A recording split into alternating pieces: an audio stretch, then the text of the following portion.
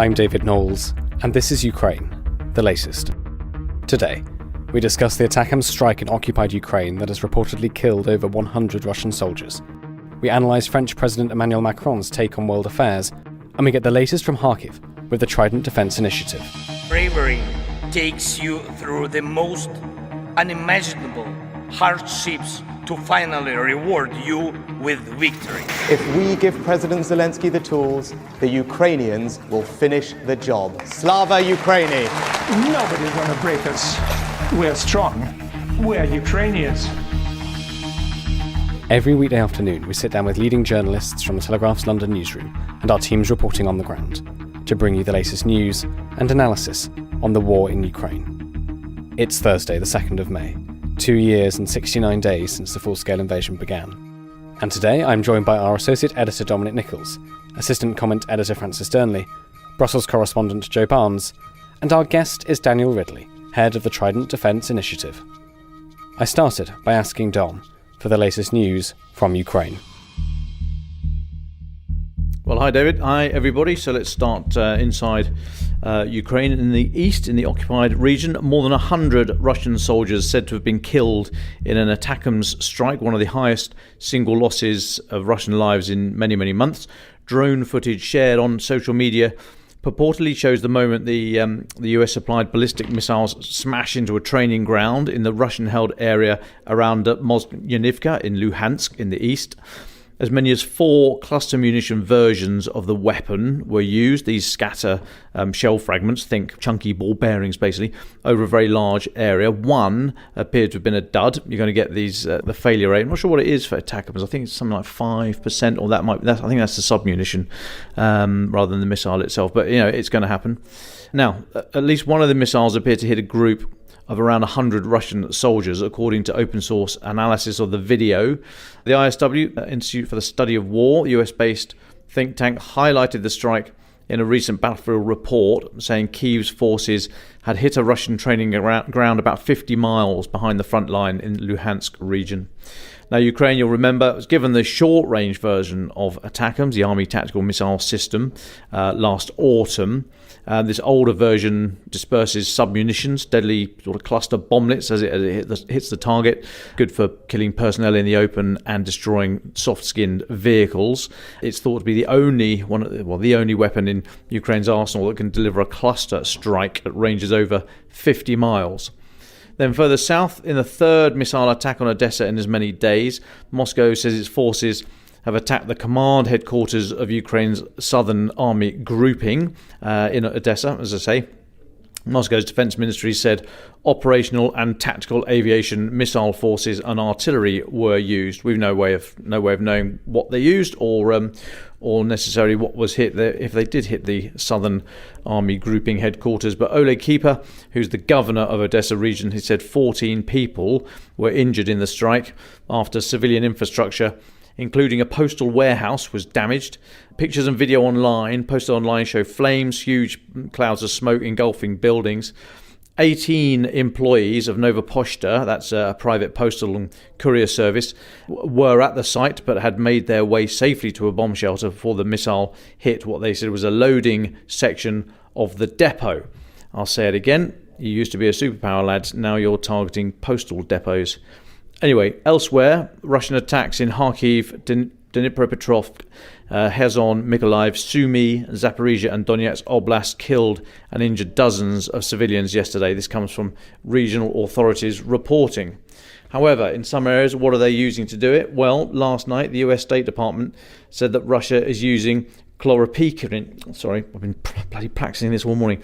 Chloropicrin, a chemical first deployed in the First World War, widely used contained within crowd control elements. Use of this on the battlefield is banned under the Chemical Weapons Convention, which Russia has signed and ratified and ignored. Sorry, I added the last bit, but I think we all know what's happening here. Chloropicrin is a toxic lung-damaging agent used in CS gas.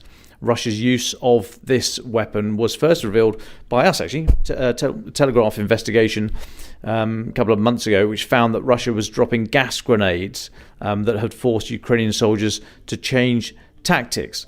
Now, the US State Department said that Russian use of riot control agents, as in tear gas, as a method of warfare in Ukraine was also a violation of the Chemical Weapons Convention.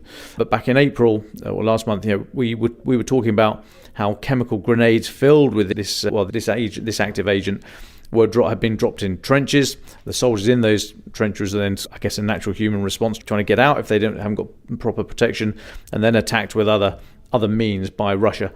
This stuff, tear gas, CS gas, and these agents are heavier than air, so they will sink into trenches and underground bunkers.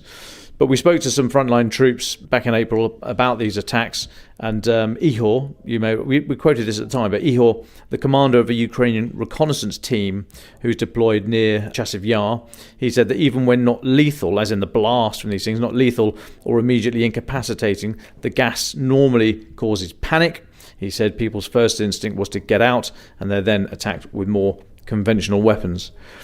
And just lastly for me, David, Russia is said to be using kamikaze drones over the reactors of the occupied Zaporizhzhia nuclear power plant, risking what has been described as catastrophic consequences. This comes from Ukraine's military intelligence agency, the HUR, speaking this morning. They published intercepted camera footage of a Russian drone over the plant.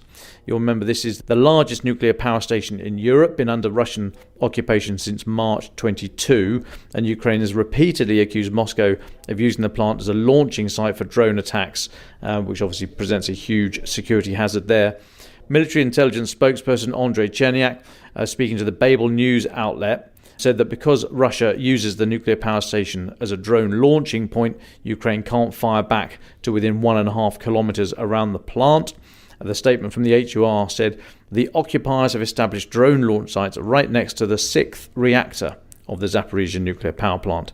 The statement also said that since last summer, Russia's been using the grounds of the plant to train drone pilots. The HUR said that altogether this new information was yet, more evidence of the criminal and irresponsible behaviour of the Russian aggressor state at the occupied nuclear facility, which could have catastrophic consequences. One we'll definitely be keeping an eye on and probably chatting to Hamish about, David. And that's us up to date, and I'll take a pause. Well, thank you very much, Dom. Let's move then to international diplomacy and politics. Francis Dearnley, what have you been looking at? Well, thanks, David. It only seems right to start once again with Georgia, where civil unrest continues to escalate following the Georgian parliament's moving a step closer yesterday to passing that law critics fear will stifle media freedom and indeed endanger the country's European Union membership bid. Police used water cannons, tear gas and pepper spray against the tens of thousands of protesters. I emphasise that. This is not small scale, this is huge, who throng the surrounding streets. The footage is quite extraordinary, with entire blocks crammed with protesters. This is truly a mass demonstration which will be remembered for a very long time. Now, I won't repeat all of the context to this, but just to say that 83 of Georgia's 150 lawmakers approved the bill in its second reading, while 23 voted against. A third and final vote, crucially in the parliament, is needed before it can be signed into law. That is expected in mid-May. So that means this row is going to drag on for at least a couple more weeks, and that of course leaves opportunities for this to only escalate. Now, for our purposes, it is Russia's support of this bill and the governing party's tilt towards Moscow that is the cause of so much concern. As regular on the podcast James Kilner put it in a tweet yesterday, Russian missiles destroyed Donbass, police in Tbilisi beat protesters, Aliyev humiliates Pashinyan and arrests journalists in Baku. The front line between democracy and authoritarianism runs through Ukraine, splits Georgia, and divides Armenia and Azerbaijan. So, as he emphasises, this shouldn't be seen in isolation. This is connected with a lot of what is going on at the moment. Many on the ground in Georgia are making comparisons, rightly or wrongly, with Ukraine's Maidan protests in 2013. So, of course, a hugely significant event in that country, just to give you a sense of scale here. Now, for more on the evolving picture, I recommend listening to the previous episodes this week, especially yesterday's, where we spoke to the Kyiv Independent's man on the ground. But turning westwards now, Emmanuel Macron has given a major new interview with The Economist, 5 years after he told them famously about the brain death of NATO. It is a fascinating long read, far too rich to do justice to here, so I'll point listeners to it instead, whilst drawing attention to some of the most interesting segments relevant to geopolitics. He doubled down on his speech at the Sorbonne, in which he first said, "Our Europe can die." Indeed, he speaks with even greater sense of urgency. "Things can fall apart very fast," he says, "and the end can be brutal." He identifies Russia as the main threat, saying it is systematically using, quote, "aggression in all known domains of conflict," and that a victory in Ukraine for Moscow means that Moldova, Romania, Poland, Lithuania, and any neighbour are at risk. The key headline, though, and I imagine listeners are waiting to see what he would say on this, is that Macron does stand by his refusal to rule out sending ground forces to help Ukraine. Quote, "If the Russians were to break through the front lines, if there were a Ukrainian request, we would legitimately have to ask ourselves this question." Now, as listeners will know, I don't think he's mad to say that. Given the nature of the threat posed by Russia, I think it is not politically possible to allow Ukraine to fall now. So in the very worst case scenarios, Europe would indeed be compelled to draw red lines in the country. Now, to quote Macron in full, "I'm not ruling anything out," he says, "because we are facing someone who is not ruling anything out. We have undoubtedly been too hesitant by defining the limits of our action to someone who no longer has any and who is the aggressor. Our capacity is to be credible, to continue to help, to give Ukraine the means to resist. But our credibility also depends on a capacity to deter by not giving full visibility as to what we will or will not do. Otherwise, we weaken ourselves, which is the framework within which we have been operating until now. In fact, many countries said that in the weeks that followed, they understood our approach, that they agreed with our position, and that this position was a good thing.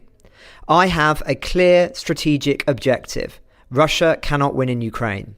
If Russia wins in Ukraine, there will be no security in Europe. Who can pretend that Russia will stop there? So yes, we mustn't rule anything out because our objective is that Russia must never be able to win in Ukraine."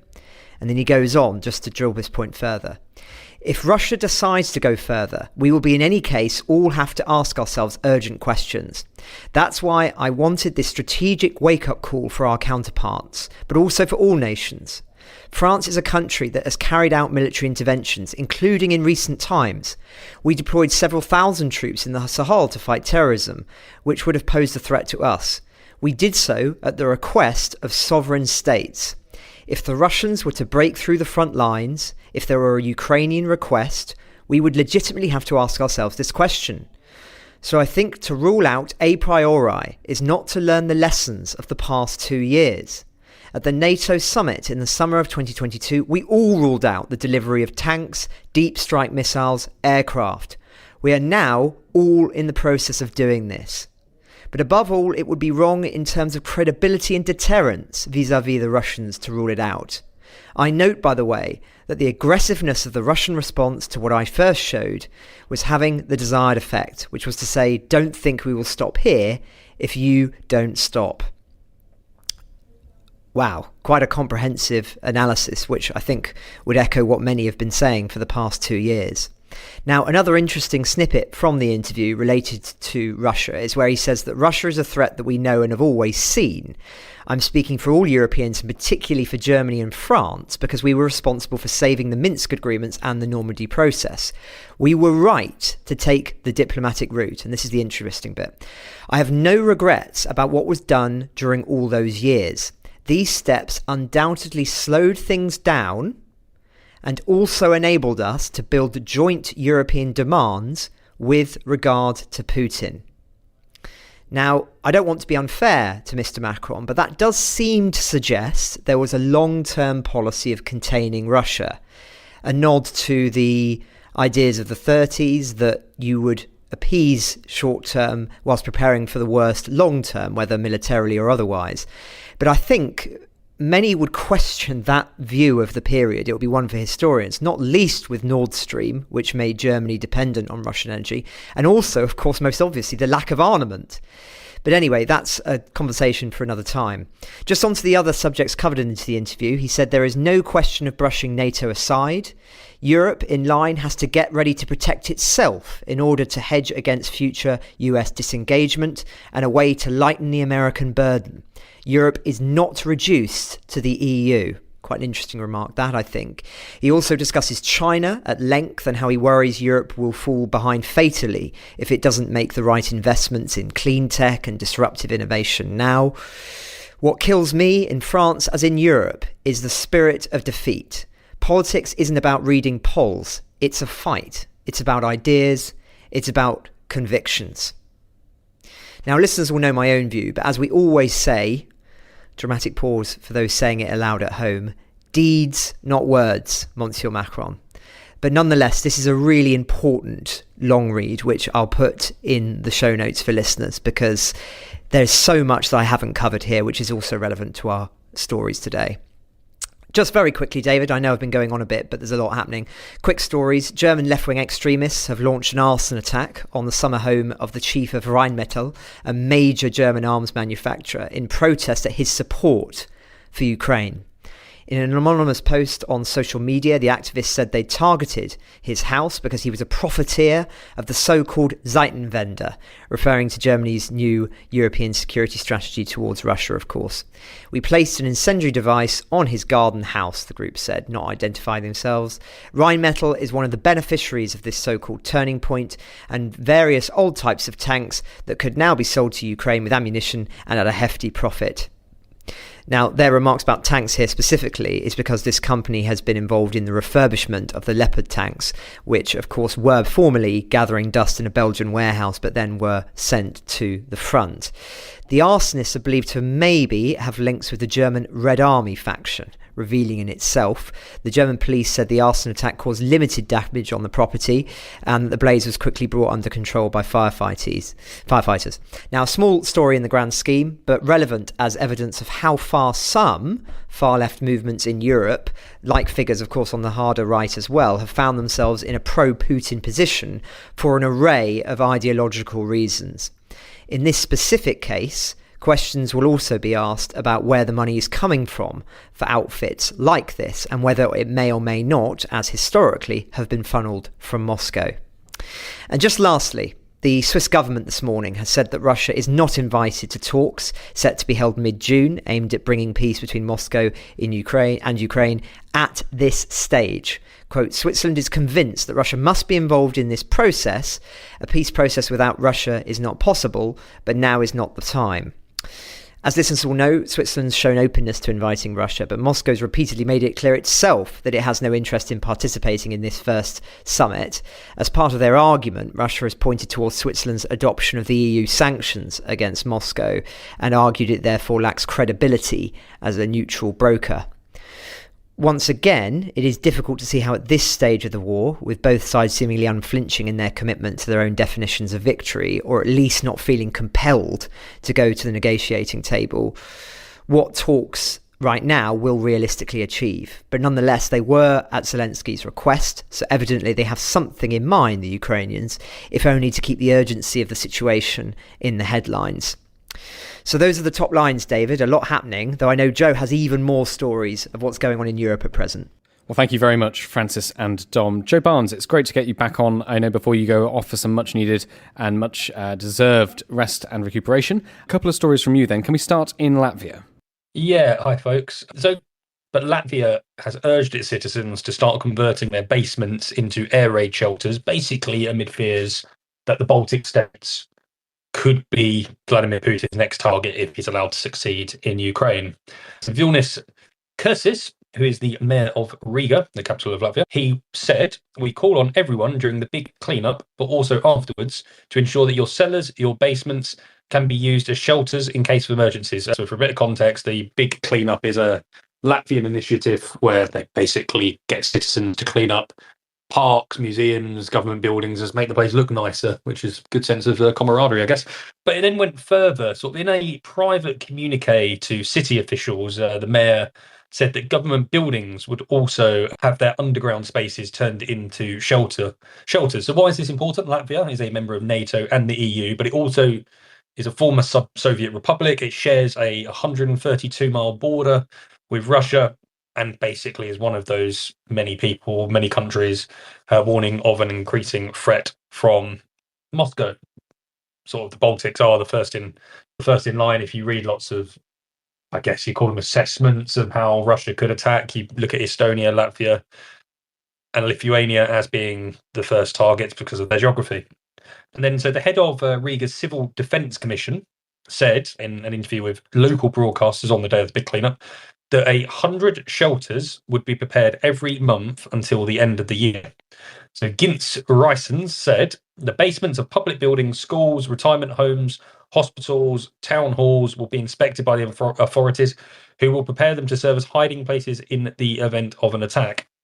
Yes, that's basically, it's just part of the grand scheme of things or what's happening in that part of the world. So it's a nice way of illustrating it. It shows that people are taking practical steps to actually prepare for something, even if it is actually a distant prospect. It might never happen. People say 20 years, people say 6 years, that we could be at war with Russia as NATO rather than just aiding Ukraine. But I'll stop there and go to an interesting, which came out via The Insider, which is a Russian investigative journalism outfit, about a couple who run a hotel on the Greek coast, and they were unmasked as Russian spies behind a series of several deadly attacks on ammunition warehouses in the Czech Republic. So Nikolai and Alina Nicholls, they bought the three-story hillside Villa Elena, which sort of grand, illustrious. It looks beautiful, and I believe it's actually available on booking.com and those kind of websites, Expedia, etc., until 2020. So it features a lovely outdoor swimming pool, a large garden, sits on the coast of the Aegean Peninsula of Kharkiv. And they purchased that in 2009. But sort of before that, they had this quite interesting story.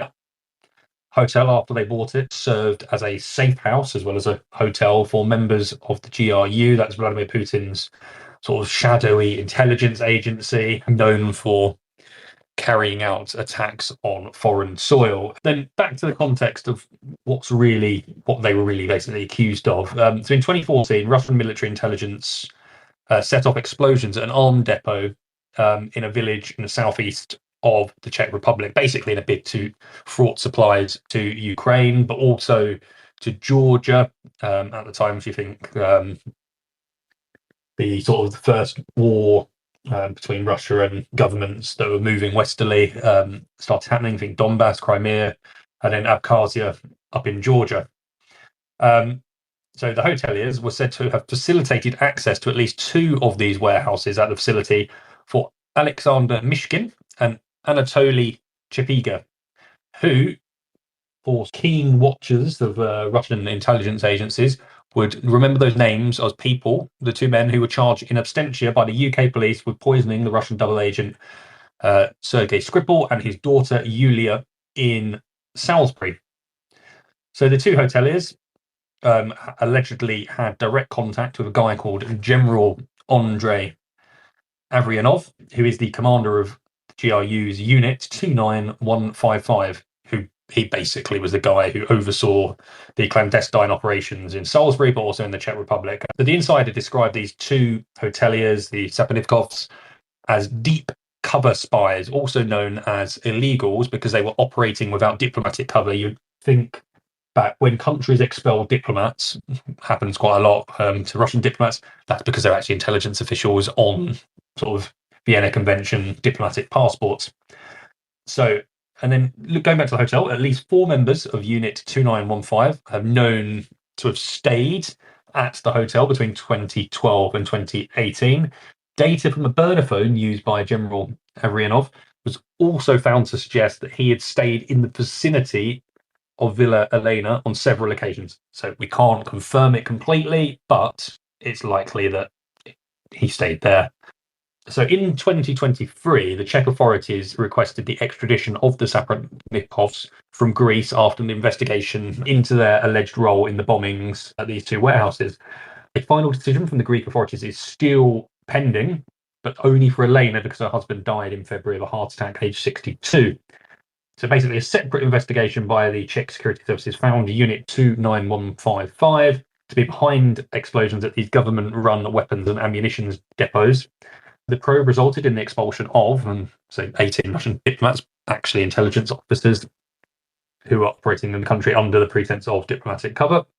The explosive devices were said to have personally been planted by Mishkin and Chepiga, so those guys from Salisbury, the ones who said they loved church spires so much on telly, and that's why they visited and were spotted in the UK before Skripal was poisoned. So basically, then the insider then told this fantastic story of how Mrs. Kov was directly connected to Unit 2915, and she was the supervisor of her husband and their son's pro-Kremlin activities. So as well as providing logistical support and safe haven for Russian operatives, the family was said to have gathered intelligence and helped recruit on behalf of Moscow. They both met in sort of Soviet Kiev, and then eventually moved across sort of the Soviet Union, found themselves in the Czechoslovakia, and then basically stayed there after it dissolved and to become Chechnya rather than the Czech Republic. So Nikolai was a former Soviet army officer. He eventually caught the attention of Czech investigators because of his role at IMAX, which is an arms company set up to serve European militaries still using Soviet hardware at the time. Their son Pavel, who was once a member of the Czech Pirate Party, a left-wing movement, sort of anarchist, mainstream anarchism, I guess, also went on to work for that company. The Czech authorities started looking into the family because they lived a lavish lifestyle, despite Nikolai only making sort of $650 a month from his role. Elena also owned companies in the Marshall Islands and had 2 bank accounts in Switzerland. They found uncharacteristic of earning less than $1,000 a month. But then back to their main involvement in the warehouse bombing. So it's alleged that General Avarinov had been tipped off about shipments of weapons intended for Ukraine, Georgia, and Syria. You'd remember that the Russians at the time were propping up Assad's government as there was a coup going on there. And the Western governments were backing the sort of the freedom fighters, launching the coup. I wouldn't really call it a coup, just a revolt. Then GRU agents started moving into the Czech Republic in October 2014, where they've basically been granted entry to these warehouses on the pretense that it was organised through IMEX and the Saposnivkovs. And then suddenly on October 16, 2014, a massive explosion engulfed the facility's warehouse 16, destroying aircraft engines and artillery shells owned by EMCO, which is another company dealing in Soviet-era kit. 2 employees were killed at the depot. A month and a half later, in a shock, so on December the 3rd, artillery and mortar rounds, as well as assault rifles, started exploding in another warehouse at the same facility. The Saposnivkovs told police their links to Unit 29155 were personal, and they did not know its members were linked to state terrorism. They accused the authorities of political persecution because of their Russian background and said the 2014 explosions were a result of industrial accidents. So just a sort of a colourful look at intelligence operations on foreign soil and how the Russians actually carry them out. And I'll stop there. Thank you very much, Joe, for that deep dive there on that fascinating story of alleged Russian spies in Greece. Let's turn to our guest then, Daniel Ridley, head of the Trident Defence Initiative. Daniel, we've spoken to you quite a few times. Could you just very briefly reintroduce yourself to our listeners? Hi, thank you. Yeah, it's great to be back on again. My name's Daniel Ridley, and I'm the founder of Trident Defence Initiative. We are a military training organisation based in Ukraine, working officially for the Ukrainian Armed Forces, providing training. I myself am a veteran of the British Army, and I also served 3 years in the Ukrainian Army prior to the full-scale invasion of Ukraine in 2022. So far, we've trained around 14,000 students, graduates of the courses. Well, Daniel, let's start with your situation in Kharkiv. We've been talking about Kharkiv a lot over the past months, of course. I spoke to a journalist yesterday who'd been there very recently and spoke about the terror, really, that the KAB glide bombs inspired. Can you tell us what it's been like living in and around Kharkiv, and what would you want our listeners to understand about what that's like at the moment? So, yeah, I've been living and working in Kharkiv upwards of 2 years now. And prior to the counter-offensive up here in believe September 2022. The city was effectively a frontline area. It was under a lot of conventional fire from anything artillery, rockets, even mortars. Cluster munitions were more commonly used here than anywhere else in Ukraine at the time. Post counter-offensive, once the Russians were pushed further out the region and up to the border, we then moved on to the next phase of Russian bombardment, which primarily focused on S-300 missiles that the Russians had sort of engineered to be able to be used as sort of ground attack missiles. Wildly inaccurate, caused a lot of damage to the city, a lot of civilian casualties, and they were used to quite a good terror effect. And due to the proximity of Kharkiv city itself to the Russian Federation, we have no warning, no ability to counteract these threats. That continued ever since. The city's been under almost daily bombardment, if not weekly bombardment, ever since then.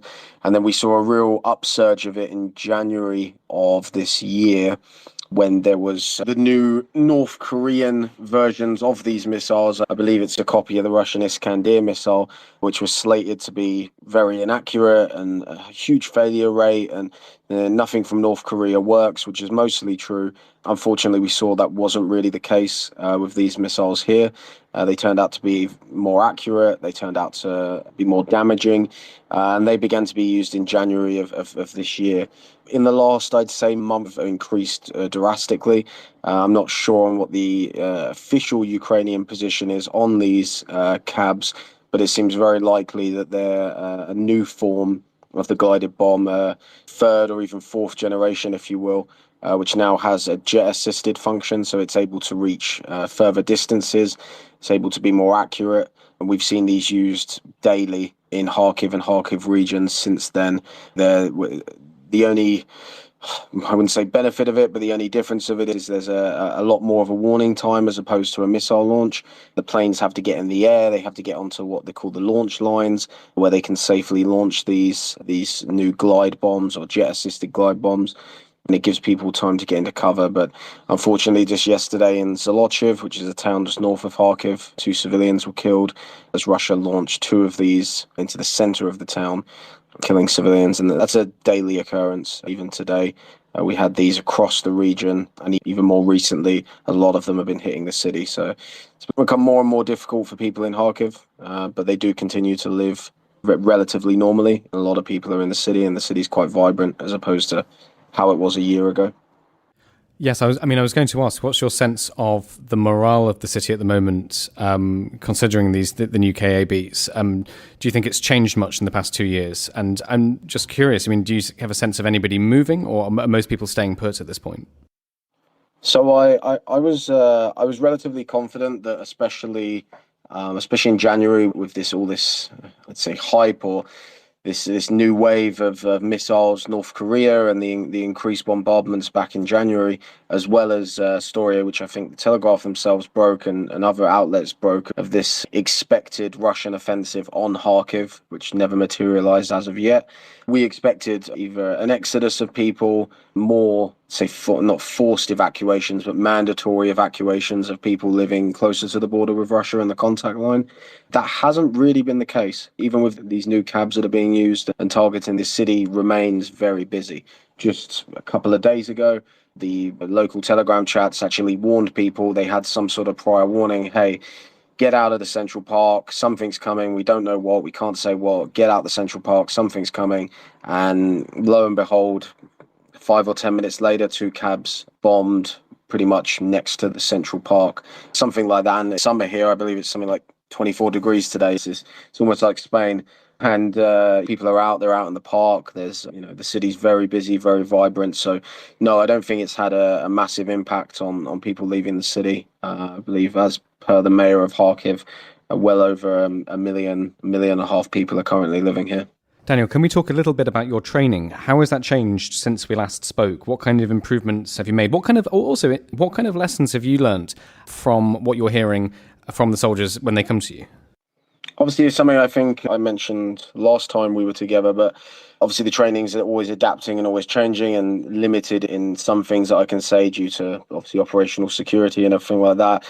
But the training obviously adapts and it changes from lessons learned from the Ukrainian side, but also lessons learned from the Russian side, and also lessons learned from the NATO projects that are going on. So obviously we're not at a level or able to compete, if competition could be used as a word for that, with the training that's being provided in the West. Obviously, we have a more direct approach. We're on the ground. We're not affiliated with any government or anything, but we're learning these lessons every day, and we're trying to adapt the training as much as possible to the Ukrainians. Still, one of our biggest focuses is medical training and improving that standard of medical training for the Ukrainian soldiers. That's something that's always going to be useful. Just recently, we hosted a medical training for first-year students at a medical university here, because it's becoming more and more prevalent for not only soldiers to know basic medicine, but also Ukrainian civilians. So that's something that we're trying to push out more and more to those people. The big things that have changed really are the much more widespread use of Russian armor, even with the FPV threat, getting the guys up to standard on knowing how to work. Sorry, I have a cat screaming at me at the moment. Getting the guys more up to standard on working together and as a group. And obviously the units are expanding and changing, and the direction of things are changing. So, but I would say at the moment, yeah, our two biggest focuses are the medical training and also the engineering training, which focuses on mine awareness and searching for mines and things. Daniel, you have thousands of graduates. Are there any stories or people that stick in your mind that you would like to mention and just talk about a little bit to our listeners from the past few months? Who have you seen that we'd really want our listeners to be aware of, that you think their stories deserve to be told? Yeah, we have a good connection with a lot of our students, especially our combat medics. We're one of the only providers of a combat medic course in Ukraine, and that's the course that we keep the closest connection with our students with. A lot of these combat medics really come to us as with either very low or even no medical training, and we try to provide them with enough to, in a 3-week package, with enough to save lives and be as effective as possible. One story that springs to mind, without names or anything, a medic of ours passed through our training. He was a young sort of artistic guy. He was Ukrainian, but he'd lived in Spain for a few years prior to the war. He rushed back to Ukraine at the beginning of the war. No military background, no military experience, and he came back to his hometown of Kharkiv, joined up, was put into the territorial defence unit of Kharkiv, and fought on the outskirts of the city, defending the city very hard for upwards of 6 months. Then his unit was continuously deployed to Bakhmut, the height of the fight in Bakhmut, and he sent us tons of videos. I think a lot of them we actually have on our Instagram, him actively working, treating soldiers. And he ended up suffering from really bad shell shock after these things, and we still have regular communication with him. And there's one of, we're just about to hit 14,000 graduates. There's a ton of different stories, some good, some bad, and they all contribute to lessons learned and things that, you know, we can do better. We're always trying to improve ourselves, and obviously things that the Ukrainian army can do better. And we're lucky enough to have quite a large influence at a brigade and operational command level. We can make those changes, and I believe we've had quite a substantial impact in the last 2 years. Just a final question from me, Daniel, then, before we go to our final thoughts. In your view, as a military trainer, what are the sort of the biggest challenges for the Ukrainian armed forces in the months and the year ahead? How do you see that? I would say one of the biggest challenges will always be manpower, and that goes for both sides, obviously, with waves of mobilization, which, you know, inevitably, regardless of public opinion, both sides will have to conduct at some point. The war's been going on for coming up to almost 3 years now. With mobilization comes fresh people, comes fresh troops, and the standard of, it's not something that we necessarily provide, that sort of day one basic training, but definitely improving that sort of level of first step training for soldiers. And also, even before you mobilize a man, or before a man volunteers to join the military, or woman, we have a lot of women serving in the Ukrainian military, is allowing the population of Ukraine to have access to a lot of resources, which allow them to prepare themselves. Because obviously, as we saw at the beginning of the war, you may be sitting at home and war can arrive on your doorstep, or you may be sent to that war. So definitely definitely more preparation across the board, whether it be for the population or for soldiers. But that'll be one of the biggest challenges as the war goes on, is getting the new manpower up to scratch and making sure that the older guys, but the original guys that have been fighting since the beginning, that they get rest, that they get rotation, and they are able to give their experience to the newer people coming in. Daniel, is there anything we haven't spoken about that you think is important to mention or important for our listeners to hear? I think there's a lot going on in Ukraine at the moment. Odessa has been subject to some pretty horrific bombardments, including the recent cluster munition strike. Kharkiv is a bit out of the way. It's in the northeast of Ukraine, and I feel like sometimes it gets underrepresented, but it's Ukraine's second largest city, as one of Ukraine's largest population centers, and it sits merely 40 kilometers from the border with Russia, and it is subject to daily bombardments of all different types of munitions, missiles, rockets, glide bombs, you name it. And that's where a lot of support needs to be going at the moment, whether it pertains to air defense or whether it pertains to people wanting to donate to organizations or send equipment. I would implore people to focus a little bit more on Kharkiv, as it's had a rough time in the last 2 years. Daniel Ridley, thank you so much for joining us. It's always really good to hear from you. Do stay safe, and we'll come back to you, of course, for your final thoughts. Coming up, we hear Dom, Francis, Joe and Daniel's final thoughts. Okay. Dom Nicholls, though, can I come to you first? Yeah, thanks, David. So we spoke yesterday of the display in Moscow showing captured equipment from Ukraine, much of it donated from NATO and other external supporters of Ukraine. Well, unsurprisingly, the Russians have flocked to see it. State television there proclaimed that the star of the show was an American M1 Abrams tank, said to have been captured in eastern Ukraine. Clambering over the tank, a Channel 1 correspondent told viewers that it had been billed in the United States as an indestructible, quote, wonder weapon. Now, I'm not sure of the provenance of that quote, but hey, when has Russian state TV ever worried about actual facts? Anyway, the quote-unquote journalist said, this was all nonsense, look at this, all of its reputation has been destroyed. Now, dozens of vehicles, including others from Britain, Germany, France, made up the exhibit, each vehicle emblazoned with a flag of the country that had supplied it. And there were long queues of families forming yesterday, even before it's called the Trophies of the Russian Army exhibition opened. It was a national holiday, bank holiday yesterday in Russia. Now, look, Ukraine has destroyed Russian vehicles in the centre of Kyiv. We've been there. I've reported on it. You'll be able to find that. I mean, this stuff that's fine. It can be used to raise morale. It can take the sting out of the enemy. It can show the public that the enemy are not 12 feet tall after all. It is important in war to highlight the humanness of your enemy. Now, not the humanity necessarily. There's a time and a place for that, but it's usually in the repair work after a war, not during it. But it is important to highlight the ordinariness of the enemy. I used to teach it as a resistance to interrogation technique. We'd say, picture your interrogator naked or on the toilet or trying to put together flat pack furniture or anything like that, anything to humanize them, bring them down a size or two. So displaying this stuff can work for you, but it can cut both ways. And I know the utterly powerless ordinary people in Russian society have been fed a diet of nonsense their whole lives, but, and it is a big but, what happens if enough of them are able to see past the propaganda here? That's what I'm interested in. So what does this display show? Well, it shows a lot of nations, not just in NATO, have donated kit to Ukraine. The Kremlin, of course, has gone into full victim fetishization mode and said that that's because poor old Russia's eternal struggle against the world. But some folk may look at this stuff and start to ask why only North Korea and Iran are supplying weapons, and all that Putin has really got out of his friends with benefits relationship with China, the no limits friendship, is a bit of technology and the pleasure of turning his country into a cheap filling station for Xi Jinping. All that's going to eventually be felt. There's another reason as well why this could blow up in the Kremlin's face, and that is that it's tough to show all this foreign kit, thereby bigging up the fight that you're in, and still claim that it's a special military fantasy, not an actual war. Yes, the society's grown up understanding the Russian cultural offering of Varanyo, where I'm lying, you know I'm lying, but we're just going to carry on as if you don't know, and I don't know you know. That's all well and good when it's just a little bit of corruption, a bit of intimidation, the odd murder. But this level of lying that's been laid out for all to see is way beyond that.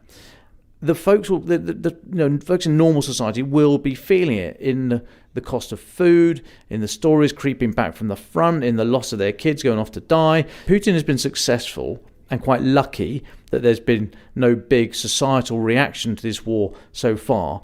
But literally putting it in front of people's faces, yes, it could bolster support for the war, but it could also plant some very unwelcome thoughts. And I hope that it does.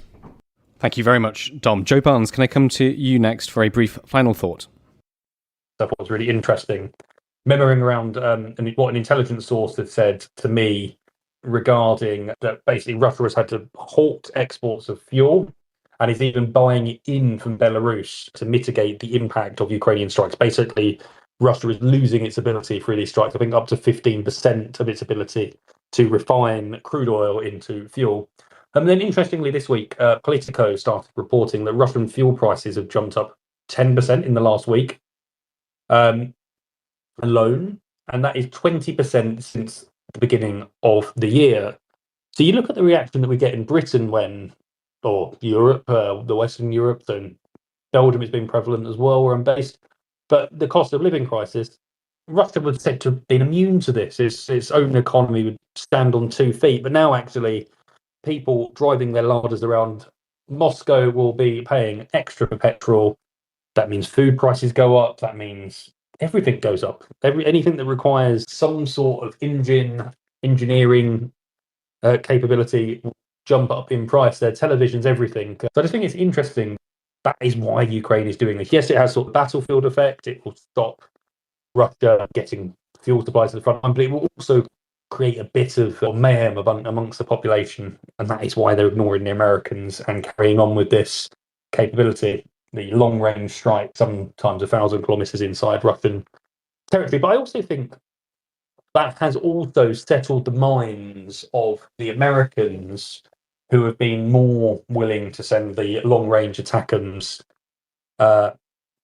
into Ukraine. That's probably because they once had this red line which suggested we won't give Ukraine anything that they can do to strike deep inside Russia. But now they know the Ukrainians have their own kit that can do that. So actually they've been more likely to use Western weapons on targets in their own country. And I'll stop there.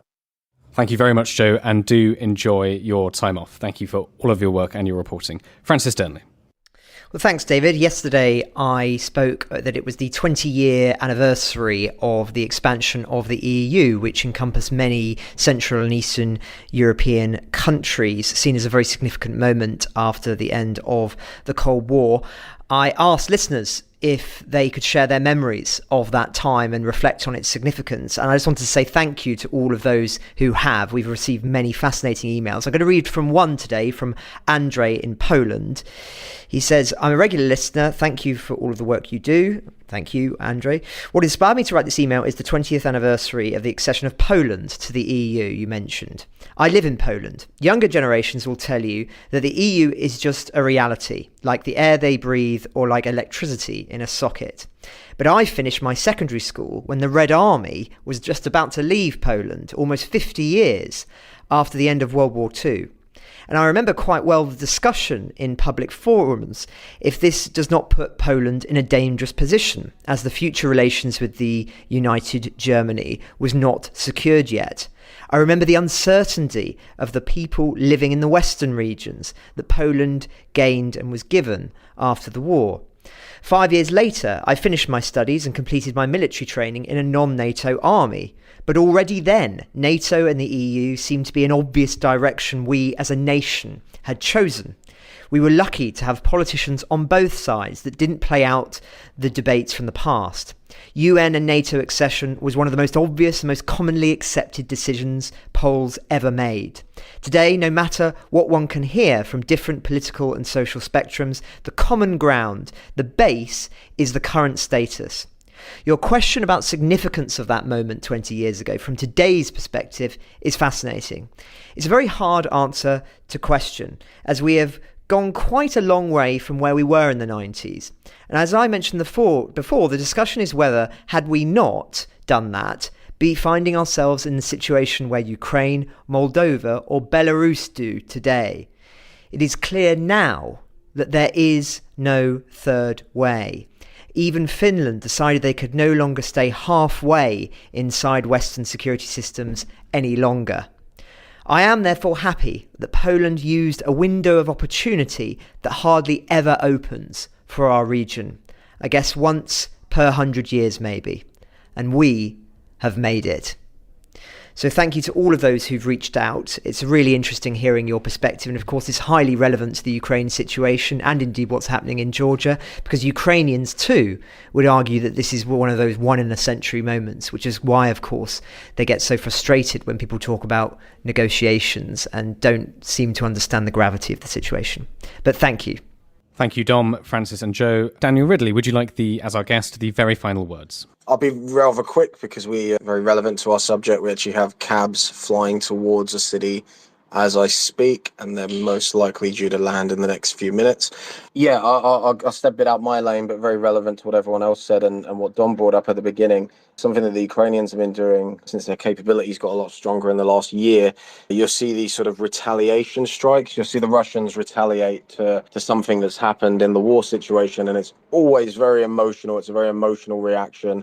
We're expecting large strikes coming up to May Day, the Victory Day, as always is with the Russians, as it was before when I was on the front line, before the full scale. But the Ukrainians do this fantastic thing where the Russians will do an atrocious strike, an obvious war crime, an emotional reaction to something like the Iskander cluster munitions strike on a jogging park on the beach in Odessa that killed a bunch of civilians, dogs, and injured people. And then you'll see the Ukrainian reaction to that, which I would hazard to guess was the cluster munitions strike that Dom spoke about. So the Russians will do something emotional, commit an obvious war crime, and the Ukrainians will respond with an incredibly precise strike, killing hundreds or tens, dozens of Russians, or damaging a lot of military equipment. And that's something the Ukrainians have been doing now for a year. And it's great to see the Ukrainians aren't reacting with the same emotions that the Russians have. They're reacting with precision, military strikes, justifiable strikes, whether that be inside of Russia or whether that be inside of the territory of Ukraine. Ukraine the Latest is an original podcast from The Telegraph. To stay on top of all of our Ukraine news, analysis and dispatches from the ground, subscribe to The Telegraph. You can get your first 3 months for just £1 at www.telegraph.co.uk/Ukraine the Latest. Or sign up to Dispatches, our world affairs newsletter which brings stories from our award-winning foreign correspondents straight to your inbox. We also have a Ukraine live blog on our website, where you can follow updates as they come in throughout the day, including insights from regular contributors to this podcast. You can listen to this conversation live at 1 p.m. London time each weekday on Twitter Spaces. Follow The Telegraph on Twitter so you don't miss it. To our listeners on YouTube, please note that due to issues beyond our control, there is sometimes a delay between broadcast and upload. So if you want to hear Ukraine the Latest as soon as it is released, do refer to the podcast apps. If you appreciated this podcast, please consider following Ukraine the Latest on your preferred podcast app. And, if you have a moment, leave a review, as it helps others find the show. You can also get in touch directly to ask questions or give comments by emailing ukrainepod@telegraph.co.uk. We do read every message. And you can contact us directly on Twitter. You can find our Twitter handles in the description for this episode. As ever, we are especially interested to hear where you are listening from around the world. Ukraine the Latest was produced by Giles Gear, and the executive producers are David Knowles and Louisa Wells.